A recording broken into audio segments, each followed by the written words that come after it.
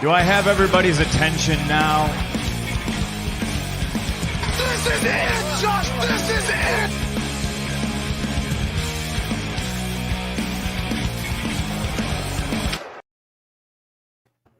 What's going on, everybody? Welcome to another episode of WrestlePoint. Today is Friday, the 1st of October, which can only mean two things. Number one, Squid Game Halloween costumes are flying off the shelves already, and your WrestlePoint hosts are here to review this past Wednesday's episode of AEW Dynamite. How you guys doing today? You're not even gonna mention Cody's haircut, but you're gonna mention some Squid Game. I've turned heel. He turned heel. Every heel needs a nice haircut. I mean, you're not wrong. Oh man, I might. You look kind of like John Moxley with that haircut. You do. I'm a better wrestler already. Oh. Okay. I was going for the more of the CM Punk heel look. Okay, I'll give you that. I'm Anyway, like we said, or H guy myself. Anyway, like we said, we're here to review this past Wednesday's episode of AEW Dynamite, and we were talking just before the episode, and I can already tell that it's going to be an interesting episode because Dom said Dynamite this week was pretty good, and I think that this is one of the worst Dynamite episodes we've reviewed. Oh my! Oh, we're gonna fight for real. Cody wants to go to bed early. Yeah, I'm very tired today. I have to work in like 8 hours. But I'm very surprised because I actually thought this was one of my better episodes I've watched. Thank you, Cody. Thank you. Well, we'll see what you disliked and liked, and we'll go from there. But okay. I mean, I'll tell you what, because it's always an overarching thing with me about the episode, and here's what it was: so we had 6 matches, and I would argue that only one of them was worth something. Everything else wasn't about the match. Like I'll do it right now. I'll bury the lead a little bit. So Adam Cole and Jungle Boy, it wasn't about the match. It was about the angle afterward. The tag team match with Cody wasn't about the match. It was about the angle afterward. I don't even remember what happened. The 6-man tag was just dumb. The 16-man tag was even dumber. The women's tag no one cared about. Then there was a title match. Okay, the title match. I wanna ask you this before you continue. What do you define about the match? What do you mean? Like the phrase you just coined. Like it wasn't about the match. Like what does that mean? It was like the whole segment was about the angle afterward. Like Adam Cole and Jungle Boy wasn't about the match. It was about the angle with Bryan Danielson. Story, they just needed a match first. Yeah. Okay. Yeah. Why do you have a problem with that? okay, let me get. We'll get into it. We'll get into it. Yeah, well, it's the first match of the night, so might as well. Exactly. So the first match of the night. Well, first we got CM Punk introduced on commentary, and then we get Adam Cole versus Jungle Boy. And look, I'm not going to say the match was bad. It was a good match. I'm just like I told you guys already. Who are they trying to put over here? In Adam Cole's singles debut with AEW, who are they trying to put over? If the answer is Adam Cole, why did it go 20 minutes against a tag team guy? For a rub. But there's no rub when Adam Cole barely got over. What do you mean there's no rub with Adam Cole? No, if he it's barely Adam Cole, baby. No, you didn't hear the last part of the sentence. We're gonna fight, Freddie. Don't worry. The last part of the sentence was there's barely a rub when Adam Cole barely got over in this match. Where's the rub? Though? It doesn't. It took him 20 minutes. Momentum. It took him 20 minutes. He got the win with a low blow. He should. Yeah, but you can do that, and he's a heel. Like I said, in the Don, shut the fuck up.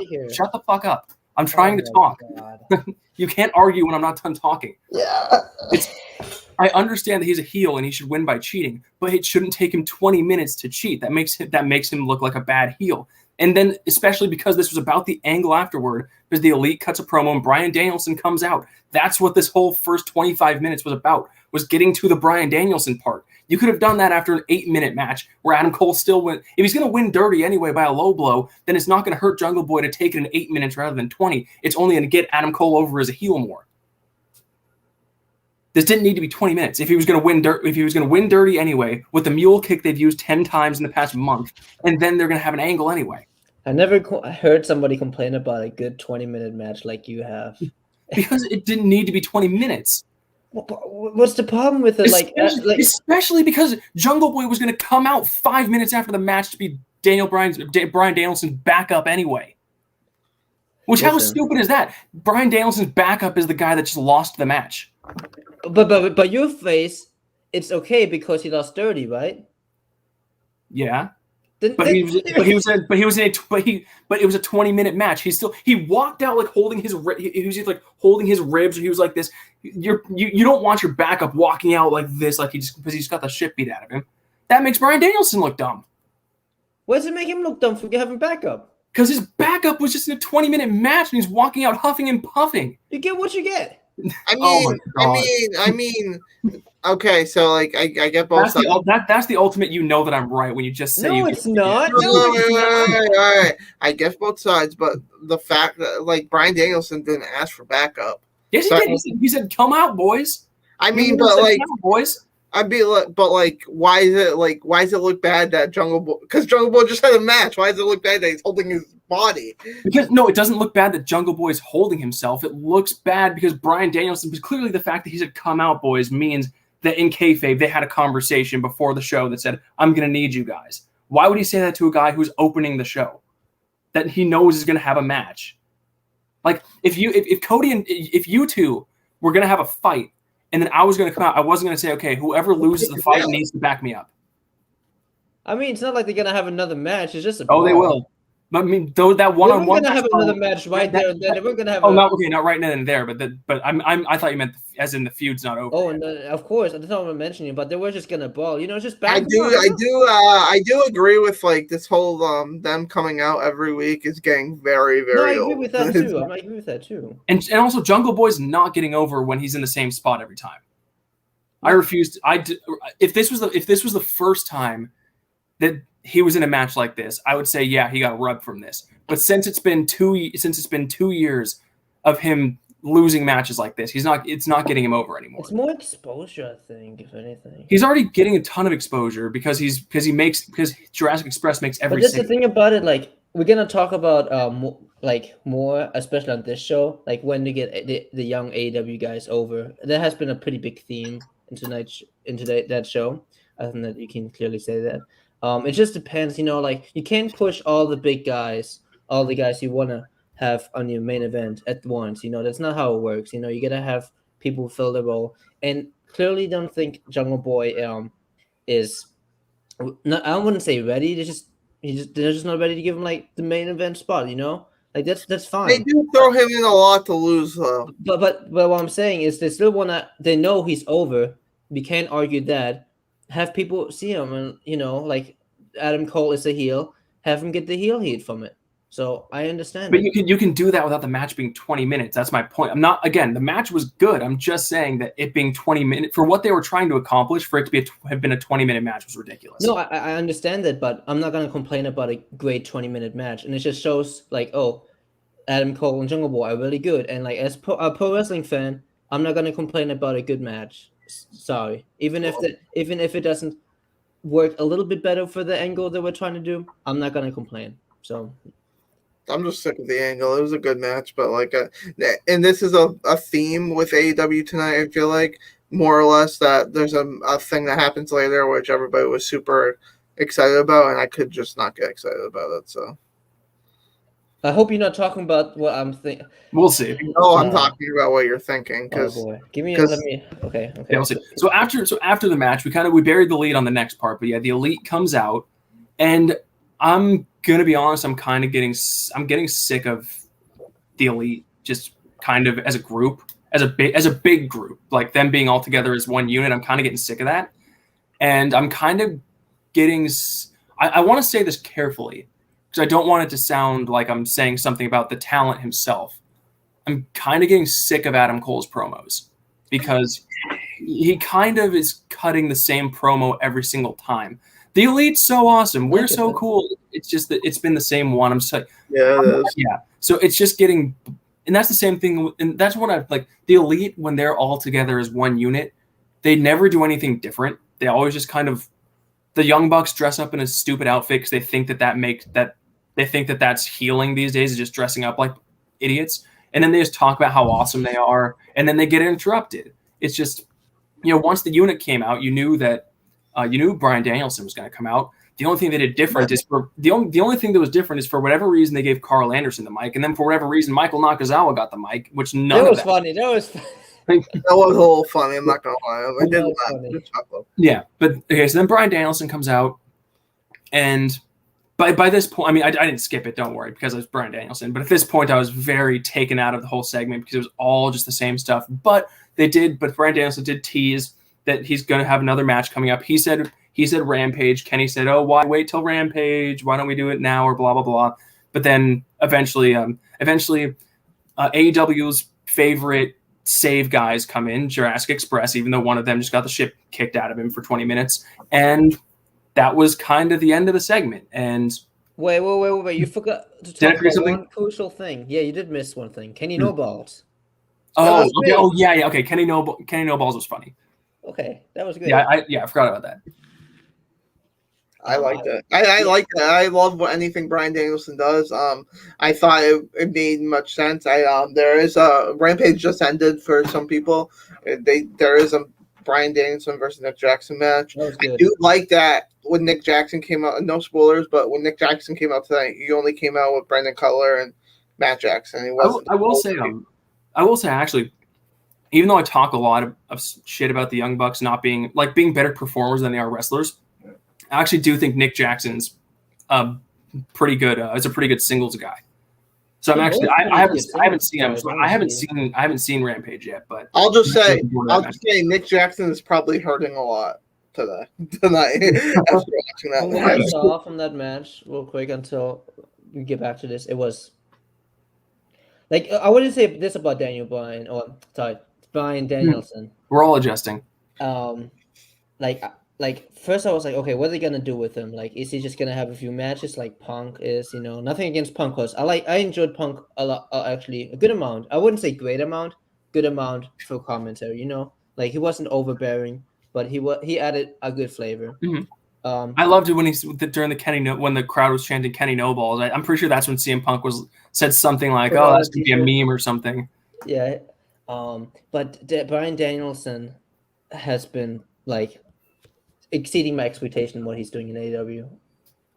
He's the best. Okay, I'll say he's not exceeding my expectations only because my expectations were going to be super high for him because he's amazing and he's doing amazing.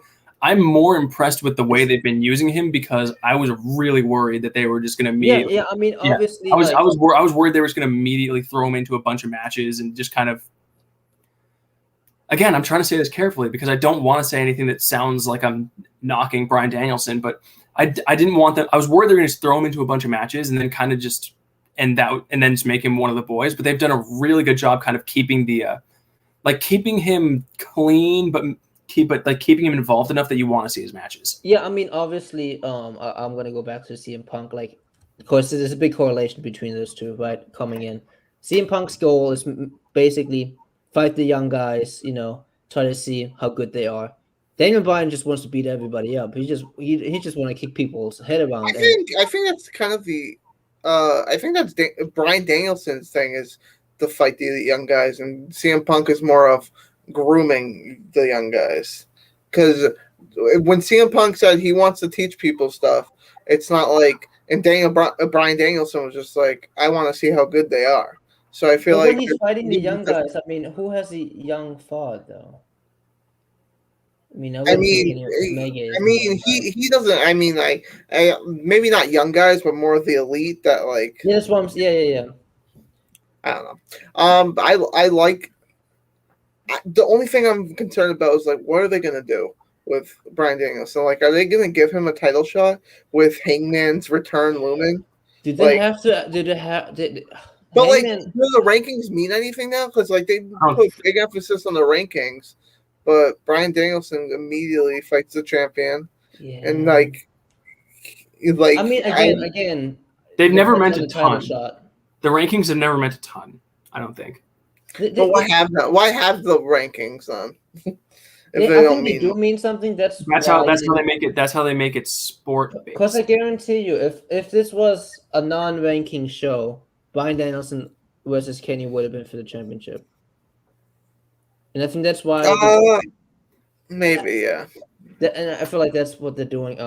I just think next week we'll see I would assume Hangman's returning next week. I think if they don't opportunize on Hangman beating Kenny, I think they squandered a lot of storytelling. Well, they have I'm really glad you said that because I was about to say if Hangman Page returns and anyone says anything about long-term storytelling, you're full of it because they're not telling a story. They haven't told a story with Adam Page in over 6 months. No, I'm saying they're squandering it from what they have done. Well, I think there's already this. The only story is we were a tag team that didn't get along and we lost the belts. That's the story. The conflicts with the Elite, and then, I mean, obviously that's the main basis of the story. We don't need to get into it now because nothing's happened. But this can be a very the ladder match is on Dynamite next week. Okay. Yeah, so, and there's like 40 minutes. We don't need to get into the Adam Page stuff right now because it's all speculation. We can cross that bridge when we come to it. That's true. Yeah. So the next thing we got, and this was another thing. Another reason I didn't like this show is because I feel like we had way too many like promos and interviews and random videos. It's like this is the big thing that why people will knock WWE. I want to watch wrestling. I want to watch people fight. I don't want to watch. I say after I complain about it 20 minutes. Exactly, I was about to say. But again, I don't want to watch a bunch of people talking backstage that I don't care about. So we had the Lucha Brothers backstage, and then Andrade El Idolo comes, and this is a pet peeve of mine. So the Lucha Brothers, they're the AEW Tag Team Champions, and I guess they're also the AAA Tag Team Champions. Seems like it.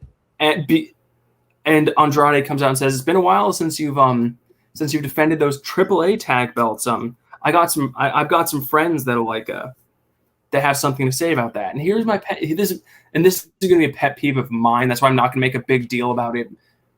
You're AEW. Why are you promoting the AAA tag belts? What is AAA giving you at all? Because AAA is promoting them, and AAA you can say what you want, especially but talking about AAA is bigger in Mexico than AEW is in Mexico.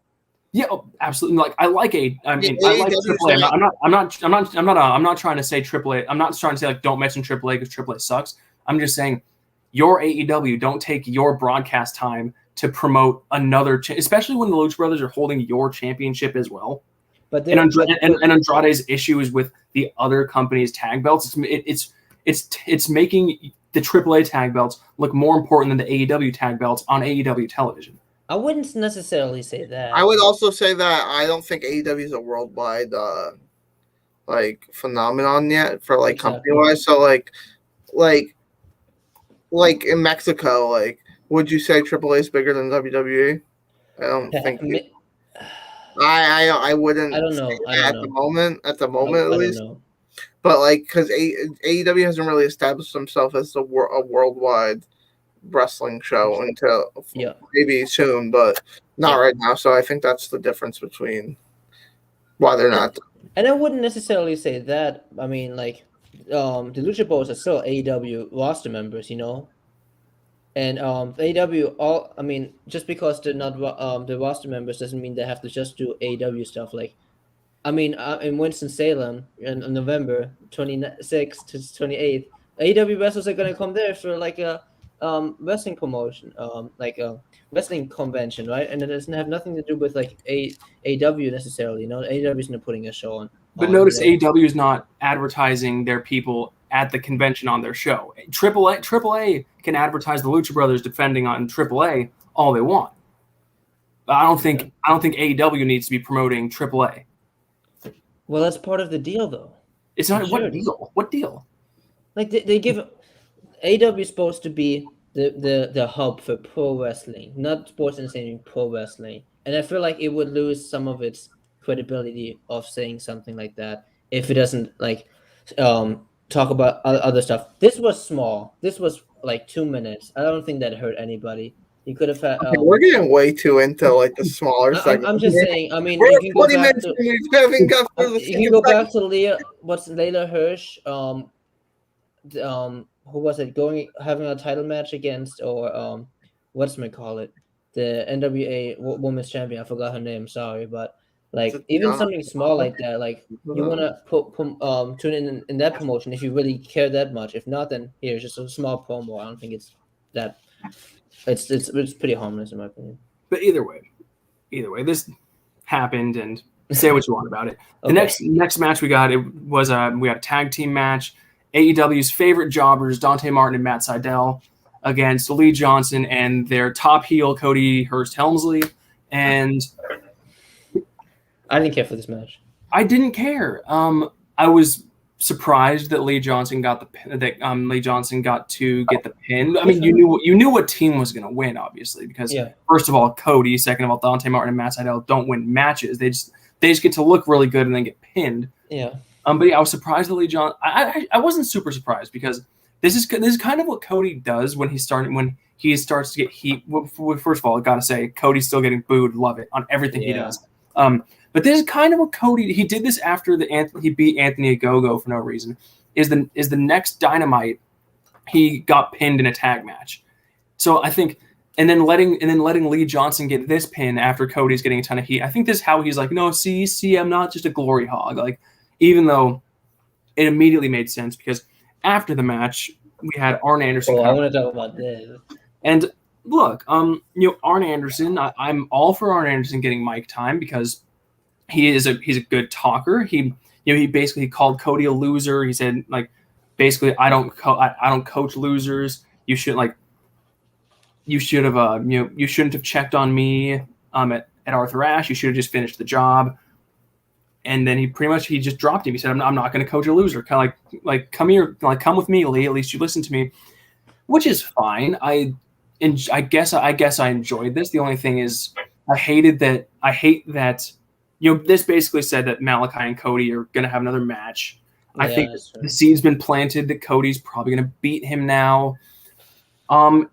It's I don't know. It's just Cody just needs to fuck off. Like I just want to say like. I don't even know. Like, I have to look back on this year, but this Arn Anderson promo. I was playing Minecraft, and I was watching AEW on my little cell phone next to me, and I listened to the man. He said, "I'm like, yo, Arn Anderson can cut one hell of a fucking promo. Jesus Christ, might have been my favorite promo. I'm telling you." Arn says, "Stop! He got the clock." Like Arn, yeah. When I heard that, I marked out so bad. I had to show it to my mom right afterwards. Like it was great. Now I'm intrigued on Arn Anderson and Lee Johnson. I don't really care for Cody, but I want to see what those two guys are doing. I mean, the thing is, I don't necessarily know if this was like an Arn Anderson heel turn. I think this is more I think this, at least from the way I'm looking at it, and I've been wrong about where I think things are going plenty of times, but where it seems like based on this promo, it's going to be Cody's going to have another match with. He's going to jump through some hoops, get another match with Malachi, and beat him to prove to Arn that he's not a loser. And then, like, Arn's going to be like, "Oh, look, you're not a loser. I'll coach you again." I wouldn't go that far because, like, I don't think that's Arn's character. After, especially the things he said, I don't think that's. But I don't know. It's a I think it puts Cody on like a redemption trajectory. I just want to say, Dom, you might want to get the hot take button out. I just okay. I got it. I just want to say before you get to the hot take, they got a lot. Arn doesn't get a lot of buzz like that I have seen. Like good for him. Okay, here we go.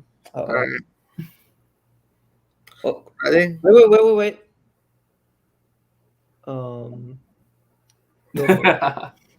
It might be the hair heel turn, but this promo was overrated. You better stop right now. Overrated. It was overrated. It was good. It wasn't like the greatest promo of all time. When people are. What happens when I kick from studio? What happens then? It was overrated. What can I say? Stop. It was. No. Especially maybe it's just me. I couldn't get into it because we know we're getting another Cody match when. Yeah, whatever. Yeah, whatever. Ric Flair's sidekick. Yeah. Shut up.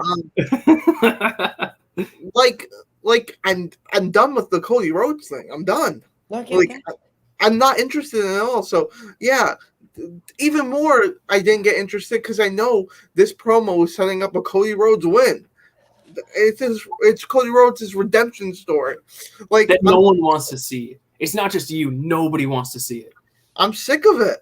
Like I still like the promo. I get like I'm not. I'm not saying the promo was bad. I'm not. Yeah, I know. I understand. A little overrated. I think people are a little too excited about. Hey, watch what they're gonna do. Arn Anderson's gonna cut a similar promo next week. Yeah, it's a bit. Cody's gonna cut such a babyface promo next week, and it's gonna be so awesome when the booing just never stops. So if AEW really listens to their fans, they'll know that hey, Cody should not win this match. You're building a legitimate superstar and Malachi Black, and if you make him lose to freaking Cody, Malachi Black just won the PWG tag team champion as well. Yeah, they had a potential superstar in Anthony Ogogo, and Cody didn't even let him get off the ground. Where is he at right now? I think he's hurt. Then we don't know, will you? Yeah. All right, let's just move on. But we'll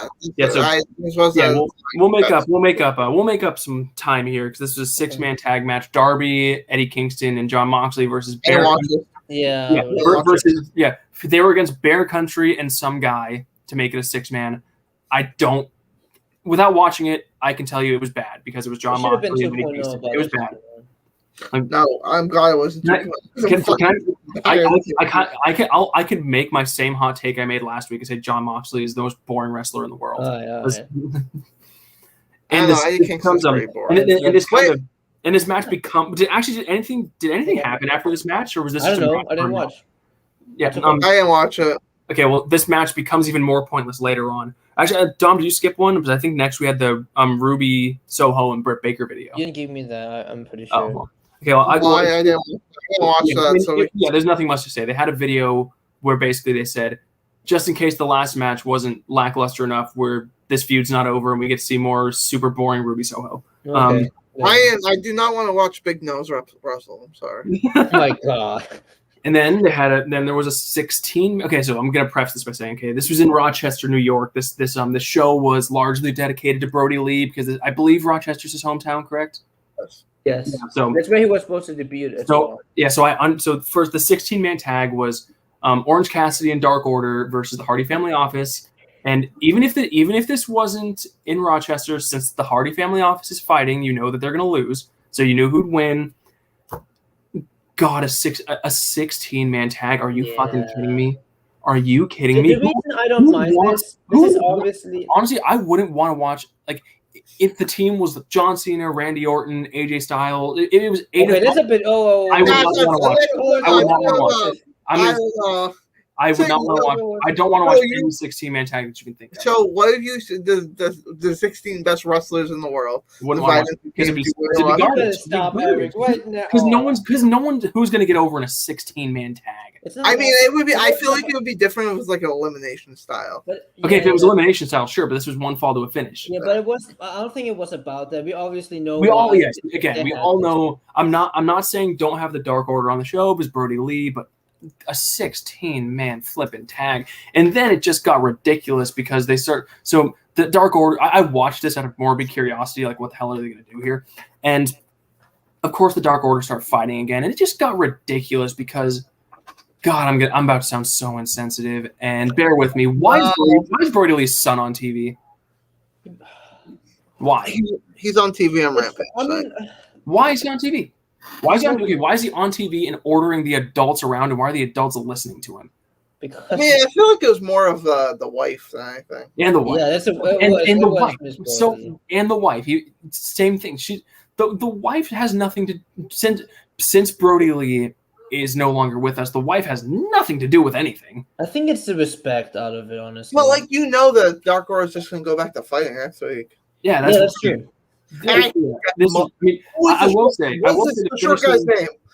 John Silver.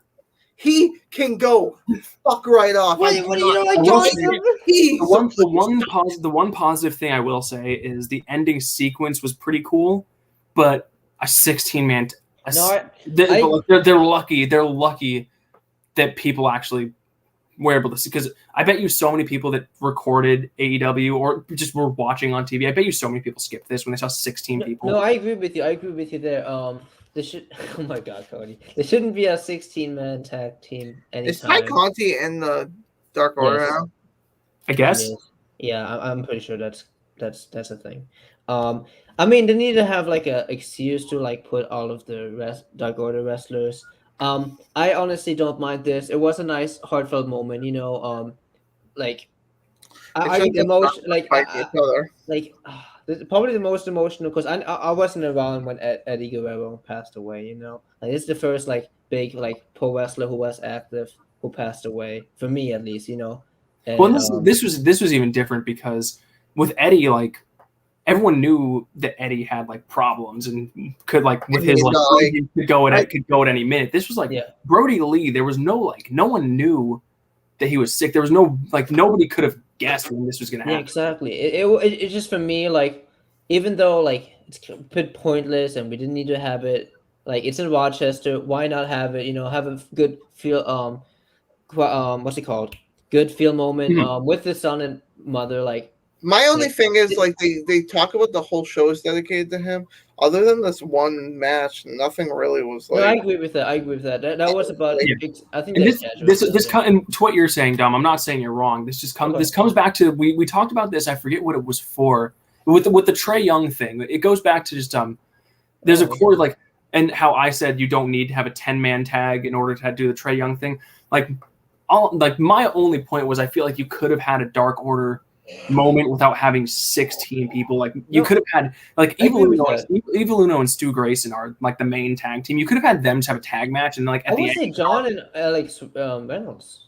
Well, the Evil Uno and Stu Grayson were like the originals. Yeah, I agree. Like you could have had, it could have been any two of the Dark Order could have had a tag match win 10 and 5. Have 10 and 5 team up. But yeah. But anyway, I would just have the Dark Order face each other. Maybe we'll get to that. Maybe we'll get to that. If it's dedicated, we'll get it eventually. They're planting seeds all over the place. So next, we're gonna make up some more time because we had a Leo Rush video, and I'm so man. I am honestly. I'm gonna say this real quick, and this is probably the only thing I'll say about Leo Rush. Man retired 3 times. Anytime like he's supposed to like debut for a thing, it's supposed to be a big deal. It's not a big deal. Like you're a good wrestler, but you're a bit like we already know. Like as a guy, you're a bit self-entitled. You think you're much better than everyone else, but trust me, you're not even top 50, top 100 performer. Yeah, I was actually going to say that this is like because this isn't even the first time AEW has done this. They brought him in to a casino battle royal as the Joker. Has he ever? I mean, I'm sure on the Indies before he was WWE, he was a kind of big deal. Has he ever been like a budding star that? I think I honestly think he's a pretty big deal on the Indies. I think in the Indies, yes, in the Indies. But then WWE watered him down. I disagree a lot. If I'm being honest, I love Leo Rush's Bobby Lashley. They watered him down as a wrestler. I mean, as a wrestler. Yeah. Like, after those comments he made, how could you not? And you know what's funny? He debuted for like New Japan like. I remember in November. He retired right after, right? Yeah, what the fuck was that about? Like I get it if he's like going through like mental stuff, like if you go in personal problem, but like he was on the challenge too and he quit. Yep. It's not like a very unlikely person. Like if you have like personal stuff going on, like handle that first. Like be ready when you're ready. Like I'm not gonna like be like, oh, he shouldn't retire that much if he is going through like his own stuff that we don't know about, right? But it's just in general from a pro wrestling standpoint, it's just not a good look. Yeah, but Dom, he's the man of the hour. Oh, shut up. I mean, here's the thing though: Leo Rush next year will be AEW champion. Oh my god! Know what's gonna happen. One more time. That's a cold take. Everybody thinks that. Wait. So this is gonna be completely unrelated. I just want to make a quick point. So is the fact that I make the same joke every week getting old after the third time? Kinda. I muted you. Yeah, I know. I saw that you muted me. So is it getting old after like 3 weeks that I'm doing the same joke? Oh my god! Now he's gonna be like. So why do people love Orange Cassidy so much? He's doing the same thing for 2 years. Boom. Next. Can we just move on? Transitions. We're supposed to have a quick show, and now he's bringing up old stuff. We're at 11:30. We got 3 more minutes to get this thing. I feel we're gonna. We'll make up. Yeah, and we're gonna make up more time with this next one here because we had a. I don't remember if it was a video or like a backstage promo, but it was FTR, and I love it. I love FTR, but I love FTR, but this kind of was nothing. They were literally just like, we could make excuses for losing, but like, we're not going to. We're just gonna come back and kick ass. That's not even close. That's not even remotely verbatim, but that's essentially what it was. I have a question. Is FTR related to Beth Phoenix? And then what? Anyway, I'm not sure. So. If they are, so okay. So SmackDown tonight. I'm not trying to spoil anything, but I just need to know because Seth Rollins, Derek, do you care or no? No, I don't think you should spoil it for everyone. I just want they said their real names. Talk about it. Let's talk about it tomorrow. I'll forget, but I'll remember to bring it up. Okay. And then, anyone have anything to say about this? No, I didn't watch it. No. I didn't see it. And then I'm sure we'll have. We have two more things that I think we're just going to fly through. American Top Team had a promo. Did anyone care? Who the fuck is American Top Team? I do want to say Dan Lambert. It's Dan Lambert. Dan Lambert. I thought they were called. What were they called before? Yes, men. Paige and Scorpio Sky are called the men of. Paige and Scorpio Sky are called the men of the year, but Dan Lambert leads the American Top Team. Okay, I just want to say Dan Lambert wasn't. It was not as bad as I thought it was. I actually watched the whole thing. I like Scorpio Skies and Ethan Page's stuff. Not gonna lie, I think they need to head into the tag team division. I think there would be a really good heel champions, to be honest, in the tag team divisions. They both can go. I don't know how their chemistry is. I don't know how many tag team matches they had together. I know we had one with Hager and Jericho. I might have to rewatch that to just see. But you can only watch. You can only attribute whatever it was. So, anything negative about that match, you can easily attribute it to Jericho being bad in the ring.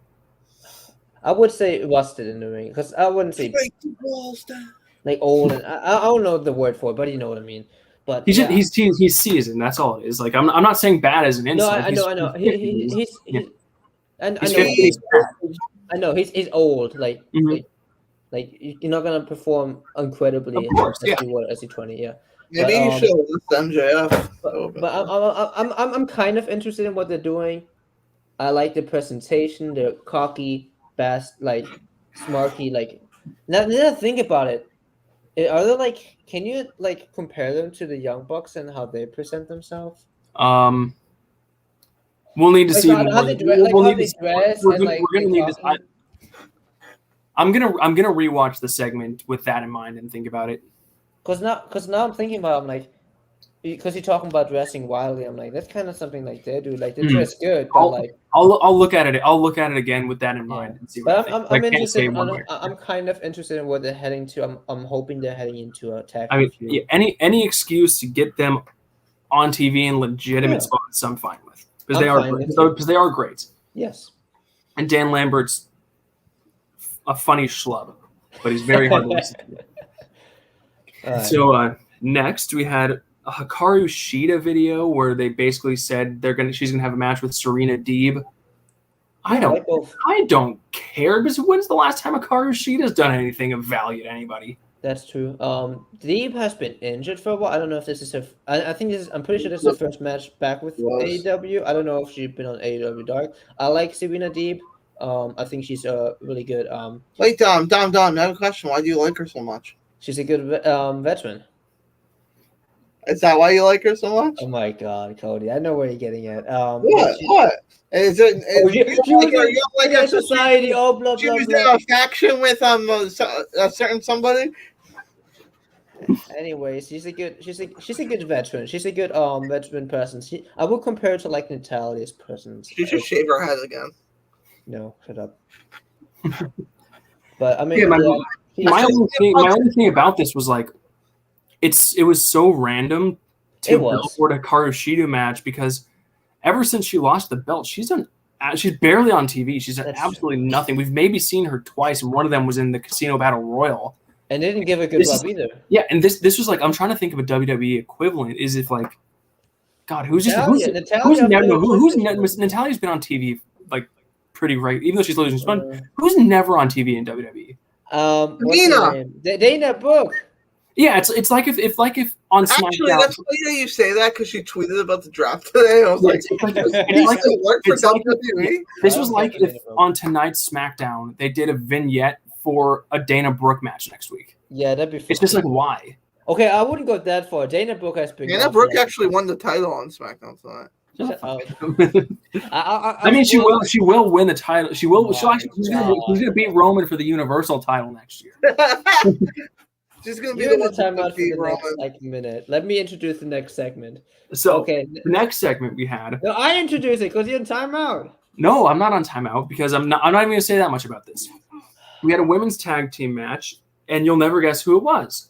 It was the same 4 people that have been fighting for months. And this is so I didn't care about this because first of all, any iteration of these 4 women, it was Anna Jay, Ty Conti, Penelope Ford, and other person. Bunny. How can I forget the bunny? First of all, any iteration of these 4 people have had terrible matches nonstop. But now it's like it's not even a feud. Because there's no story. It's just 4 people fighting each other every week. So I skipped it because it was stupid and I don't care. Because Ty Conti and Anna Jay won. I'm pretty sure they've won every single match in this feud. So why is this still happening? Join us. They're in the Dark Order. Join darkorder.com. Join the Dark Order. I didn't watch this match. And the bunny and Penelope Ford, aren't they Hardy Family Office or something? Yeah. Are they? Yeah. The bunny is. Yeah, they're both. Of course, they're gonna lose. Which by the way, it's getting really weird that Hardy Family Office gets multiple segments every week and they never win anything. I'm gonna say this, and this I don't know if this is a hot take or not. The bunny and Penelope Ford are my least favorite female wrestling in terms of gimmick wise. I just don't care for them I have no problem with that. I think just people don't care about them. So. Yeah, I don't understand what the bunny's gimmick is. Even if I don't if I were to care about, I just don't understand what it is. She goes to the camera when she walks down. She's I'm like, what are you supposed to scare? No one's. And you're supposed to look amazing. Bunny with rabies. This is her whole gimmick. Ready? This is her whole gimmick. That's the gimmick. Yeah, she looks at the camera and goes, would do, right? Yeah. All right, Tom, stop. But yeah, I'm getting very confused with the Hardy Family Office is now getting multiple segments every week, and they never win a damn thing. Like last week's Rampage, I think the Hardy Family Office was on the first 45 minutes of the show. Eric, I hate to disappoint you, but this Rampage, their main event. They're main eventing this Rampage. Oh yeah, fuck they are. It's so weird. Nobody cares. I think Matt Hardy. I think Matt Hardy. Tony Khan owns Matt Hardy some money. Has to. I'm more interested in what's happening next. Yeah. So we got a video. I didn't know what to title this banner, honestly, because it was a video of Thunder Rosa, Jade Cargill, and Nyla Rose, and it didn't serve much of a purpose other than that I can remember. Other than just they announced that they're having a triple threat. I forget if it's on Rampage or next. On Rampage. On Rampage. And yeah, I mean, I watched it. It's going to be interesting to see. I mean, Nyla Rose isn't going to win. Nyla Rose won't win because it makes no sense. But I'm interested in seeing if Thunder Rosa or Jade Cargill is going, because Thunder Rosa is the babyface. Jade Cargill is undefeated. I know who is. Okay, don't spoil it. But looking at that, I'm excited to watch it back after the show. I think they're all 3 of them. I would guess Jade Cargill wins. Just because she's undefeated, and that just seems like such a weird place to ever lose. When they meant, because they do them, they have brought reference to her being undefeated multiple times. So I feel like unless if Thunder Rosa pins Nyla Rose and they don't count that as a loss, then I could see Thunder Rosa winning. I think that's what I'm thinking. Yeah, but anyway. Unless they give Nyla Rose a spook win against Thunder Rosa because they want to put a buffer in when they have her against Jade and Thunder Rosa, but that's the only thing I could think. Yeah. But yeah, so anyway, so the next thing we got was my favorite. Well, started off as my favorite part of the night, and then quickly just this. So I said that the Darby Allin, the 6-man tag, I said was going to become even more ridiculous later on in the show. This is when MJF comes out, cuts a fantastic promo, talking about the 4 pillars of AEW and how he's beaten them all. Says it's time to go for the AEW championship, which we know is not going to happen any time. I don't think he is in any spot to challenge, not just with him, but because of what Kenny's got going on. I think we're going to go at least a year without seeing MJF. Even record wise, he's 2-0. Well, like 2-1. Yeah, the one to Yeah. that 50-year-old man that killed his momentum. I remember that. Yeah. But so he cuts his usual fantastic. He cuts his usual fantastic promo, and then Darby comes out, which this is why I said that the 6-man tag becomes just dumb later on, because now Darby's in his second segment of the night, completely unrelated to the first. I'm not saying don't have the 6-man. I'm saying it could have just been Eddie Kingston, John Moxley versus Bear Country, and then so Darby comes out. He gets the mic. Boy, Darby does not need a mic in his hands because he doesn't talk. I'm not saying what he said wasn't good, but his delivery was awkward. Like, I did not like listening to him. I think it's hard when you're in there with arguably probably the best person on the mic. Yeah. I think you get overshadowed easily. And oh my god. That's the other thing is he called Darby Allin a school shooter. Yo, that shit was crazy. I do want to say that's the other thing is you have Darby. Yeah, go ahead. Oh, I just wanted to say. I have more to say, so go ahead. I just want to say the MJF stuff with the 4 pillars. I think that's fantastic that he mentioned that. He mentioned I really liked that. MJF has never cut a bad promo. Yeah, he no, I just not even the promo. Like I like the promo, of course. It's an MJF promo. We can say top 3 promos in the industry right now. But like just the concept in general, because like I would like think of it like a 4 horsewomen. Like they're not a faction, right? But they're like grouped together, like that. And like they hate to say it, but like one like anime does it a lot. Like they're like not a faction, they don't work together, but they group together because of like something like the future or whatever. And I like that they call them like the 4 future pillars of AEW. Yeah. And I love that's fantastic. I love that MJF brought up. I mean, Cody, you don't like how they bring up WWE all the time, and it does bug me a little bit. But I thought this was a really good. Actually, so I gotta be honest. I missed like the first 2 minutes of this, so I didn't hear this. So he was pretty much saying like, so he talked about the pillars and how he beat them all, and he talked about wanting the championship. And he's like, Tony Khan, if you don't start giving me what I want, I've got Bruce Pritchard on speed dial. He said he has Bruce Pritchard. Bruce Pritchard. He said I've got Bruce Pritchard on speed dial. CM Punk said everybody gets Bruce Pritchard on speed dial. Yeah. I have him too. I have 2 problems with this. So first of all, you can't throw Darby out there to do a promo war against fucking MJF because MJF buried him on the mic. Like the thing when he talked about Darby, I don't know if this. I can only assume that the story about Darby Allin's uncle is true. I don't know if it's true or not, but I can only assume it is true because why else would they bring that up?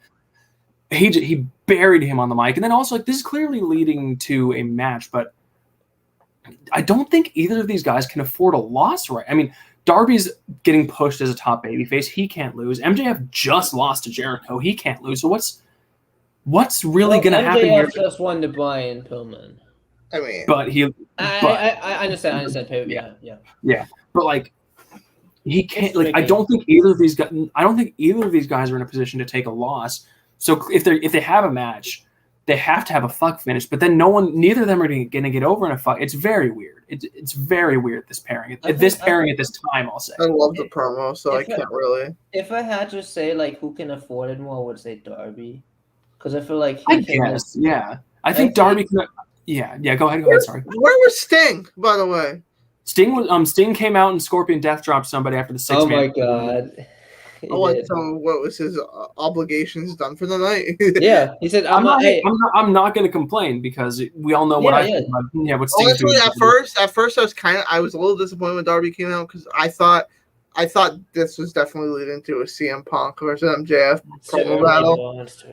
So cool. I'm waiting for that because the CM Punk chants are going crazy and MJF's like. Whatever. They were going crazy in the Nakasawa match promo as well. But I was gonna say with the Darby affording loss, I feel like it's easier to build up a face than a heel in terms of credibility and momentum. I mean, I would assume that if they do have a match, I would assume MJF wins, and I assume he would use heel tactics, so that won't hurt Darby as much. And I also do agree that maybe they should cut the given the position they're both in. Maybe they should cut the top rope. I'll have something to say about that when we talk about SmackDown tomorrow. But I think given both the position they're both in, I guess Darby could afford a loss more than MJF. I just think MJF MJF, I honestly don't think MJF can lose for months after the I wouldn't go. I honestly think months. I think that's I don't weird. think he should lose for the next 10 years. I don't even think I mean, he's well, gonna the wrestle that thing much. is, Like the thing is, MJF isn't I can like a tell guy you who right. I can wrestles tell you that right now that he's never going to lose a match in 2022, and he's going to hold every title in 2022, including the women's championship and all the trios champion. He's gonna have to beat Dom for the Divas title, though. okay. Moving on, because we only got one thing left. We had the TNT title match, Miro versus Sammy Guevara. So I kind of spoiled this for myself because I watched this. I only watched the first half live, and then I had to go. So I watched the second half yesterday, like last night. But I was scrolling through Instagram, and I saw a picture. And after I saw it, I decided to not watch this match because are you fucking kidding me that you're gonna take the title off Miro? Are you fucking kidding me? Okay. Can I get Like, my thing why? out the way What the first fuck? until Dom. I'm just saying, don't be a hypocrite here. Don't be a hypocrite. okay. I wanna just say I'm not one on the other side because one thing I wanna say, like Sammy winning a championship, like in terms of building an AEW like stars or whatever, it's big, right? MJF talked about the pillars and he mentioned Sammy, and then look what happened, right? I think that's big. If I were to book it, would I have Sammy win right now? No. I think the story was rushed. I think it's a shame for Miro to lose in such a, I wouldn't say good story. Like Del Fuego like sped his car and then like Sammy gets a match. I feel like and it honestly caught me off surprise. I'm like, are they really gonna do it? And then when Sammy went to the top, I say this: it was a good match, a really good match, definitely a good match. When Sammy hit his finisher, and Miro like didn't move, I was like, we are like actually gonna do this. But then I see other comments like and these are not arguments from us, right? But from other people in the community. They're like, oh, AEW, let's just push the WWE guys, right? Well, when they're the best workers you got. And I agree with you. I'm just I know. I'm not arguing with you. I'm arguing with that point. Like I said, it's not my point of view. I'm really sad. This is Miro, like how Miro give it up. Like I wouldn't have had him lose until like much later. Miro, I think, was such a credible champion. Like even the presentation, the theme music, like when you hear the horns, I feel like a cavalry of like the biggest like Hungarian this time Bulgarian like brood comes in like to face the strongest person in the village. Like I love the presentation, probably one of my favorite presentations of the year, hence why he was in my top 10. I had to include him no matter what.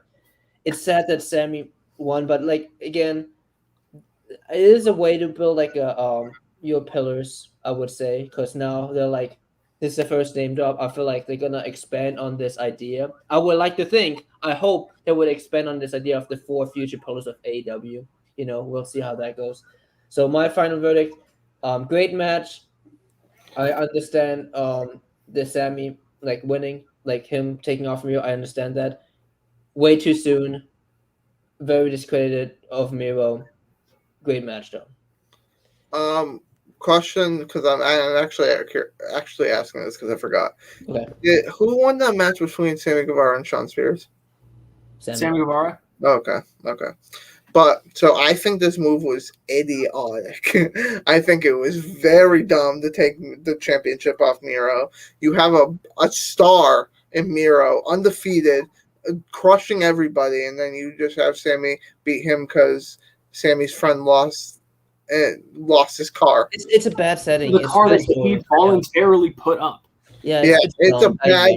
It's a bad storyline. It's and now they're having Sammy Guevara face Bobby Fish now. Guy hasn't. Bobby Fish. Yeah. Yes, Bobby Fish. I had to do a double take too. Undisputed era Bobby Fish. Wait, did he show up after the match? No. Wait, where are you getting? He challenged him on Twitter. That's how it works this time. See, here's the thing. Yeah, like obviously we're all in agreement that Miro should not have lost, and there's multiple reasons. Like, first of all, Miro was just he's too good, and he was on fire. The thing is, what Sammy Guevara? What was his momentum? Like, because going into the show, it's one of those things where I was literally like, okay, there's literally no chance that Sammy wins. Not because the idea of him being a champion in AEW is obviously a good one because he is one of their, like you said, he's one of the pillars. But he had no momentum. But he had no momentum at all coming into this at all. Like literally zero. Like I said, but awful timing, awful story behind it. It felt a lot like when John Cena beat Rusev at WrestleMania 31 for the United States Championship. It feels a lot like that. Okay, I'm not comparing Sammy Guevara to John Cena. I'm saying I wouldn't even say that. I'm saying he had all this. I'm saying he had all this momentum, lost in a spot that he shouldn't have. And I mean, I'm not foreshadowing anything, but I'm just saying in the case of Rusev, he was never the same after that loss. I'm hoping things will be different. I'm sure they will because AEW has done a lot better by him. But it was awful. This was the worst decision they could have made. You could say the same thing about WWE to that point. That WWE's treated him great because he was undefeated to that point. To that WrestleMania match. I don't mind Sammy having the championship, beating Miro. I just don't think it should have happened tonight. I think they could have brought a more intriguing story than what Crabtree we got, like a 4-week story. Like there was mainly built on Rampage as well. So if you don't watch Rampage, you don't know what's going on. And the story wasn't even really like. I don't consider the Fuego del Sol thing part of this story because that was Sammy. Let's be real. It has to be, but it wasn't because other than Sammy being Fuego del Sol's friend, what did he have to do with any of those matches? Because he wanted to win his like. I get where you're coming from, but that's how they're presenting it. Yeah, no, I know. Yeah, I understand that is what they're going for. I'm just saying that doesn't really make sense. No, I understand, and I agree with you, but that's just how they're presenting it. It was a weak storyline to take off such a credible champion belt. Yeah, and if Sammy's already challenging Bobby Fish, I wonder what's next for Miro. Yeah, that's my problem. Like, if Miro doesn't show up next week, I don't even want to think about it. Like Miro, I would like to say Miro is like my second, third favorite like AW what I'm looking forward to in AW like every week because I love his promos. Like I can watch those video packages every day. Like him banging his hot wife, like offering the like his opponent for like a what's it called, like a offering for his God's favorite champion. I think this shit is so great. The presentation, I can talk about it all day. I don't mind Sammy winning. It just shouldn't have happened today. Should have happened next year. It was supposed to happen to Arthur Ashe, but they ran out of time. Yeah, just I'm intrigued what they're gonna do with Miro. I'm just really like then again, when we talk about the WWE stuff, like him undefeated, he bounced back, and to his most successful gimmick, like this gimmick was great, but I would say New Day was more over than Rusev Day. Think about how many years that was. Like it took him like 3 years after that loss to get Rusev Day. When did Rusev Day get? That was going into WrestleMania 34. Rusev Day was after League of Nations because there's no League of Nations. It's 2016, yeah. And all I know is he had. The only thing I know is that he had the gimmick going into WrestleMania. Rusev Day was like 2018. No, he had the Rusev Day stuff 2017 because I was at a live event in 2017 trying to get a Rusev Day shirt and they were fucking sold out. So yeah, it was 2017. That does make sense because I wasn't WrestleMania 34 in 2018. Yes. Yeah, because I was at WrestleMania 34 and he was Rusev Day then, and it had been going on. It had been going on for a while. Yeah, but Miro, if you give him this, it depends. If they pull something like fucking Best Man, he tried to make it work. I'll give him that. But like, you can only do so much with stuff. So yeah. Yeah. So that was Dynamite. I guess I can give my final thoughts first because I'm differing opinion of the three. Just was there a good? I mean, I didn't watch the Sammy Guevara Miro match because I just did not want to see Miro lose. Understandable. But I'll take your word for it. That was good I'll take your word for that. So out of 6 matches, 2 of them were good, and I maintained that only one of them meant anything. And we just had it just felt like a bunch of filler with bookended with just nonsensical booking decisions. We did have some good promos tonight. No one's gonna say. Am I the only one excited for good promos? Like, am I the? I don't know. Actually, I'm blanking. Let me get my notes out. What was the good promo? Arn. Other than Arn's 30-second promo, what was the good promo? MJF promos. Oh, and MJF, of course, MJF.